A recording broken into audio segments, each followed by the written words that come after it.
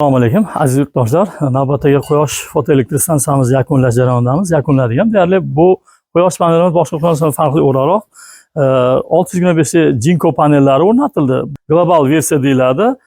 Shu jumladan inverter ham Solax bo'lib, u ham global versiyada bo'ldi. Kuchli inverterlardan u ham.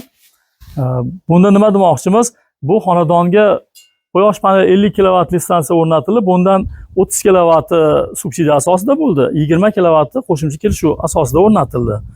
Shu jumladan bizda himoya vositalari juda kuchli qo'yildi. Bitta hamma panel yonyapti, inverter yonyapti dedi. Yo'q, bitta usta tanlashda ham haligi xato qilmasligingiz kerak.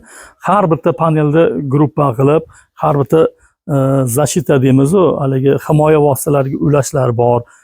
Zazemleniya deymiz, haligi noto'g'ri tokni yerga o'tkazib yuboradigan joylar. O'shalarda hammasiga e'tibor berish kerak.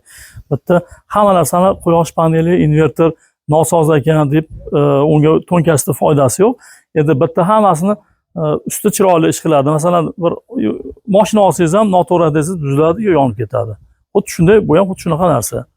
O'shanga o'xshagan, buni ham chiroyli usti chiroyli haydasa, maqsadga muvofiq bo'ladi. Negaki, bu yerga juda ham katta pul sarflanadi. Bu shuncha katta pul sarflagani, shuncha pulni joy-joyiga qo'yib berish bu ustaning vazifasi bo'ladi.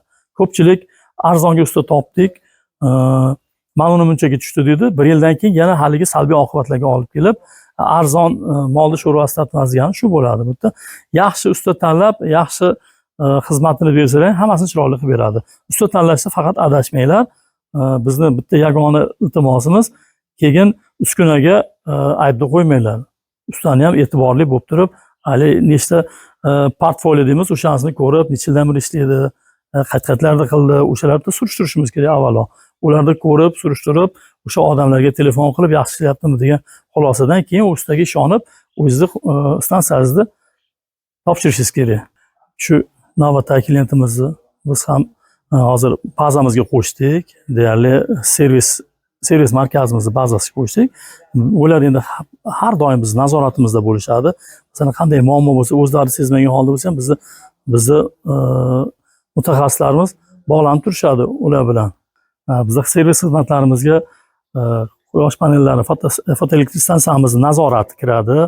24/7 savollarga hammasiga javob berishadi.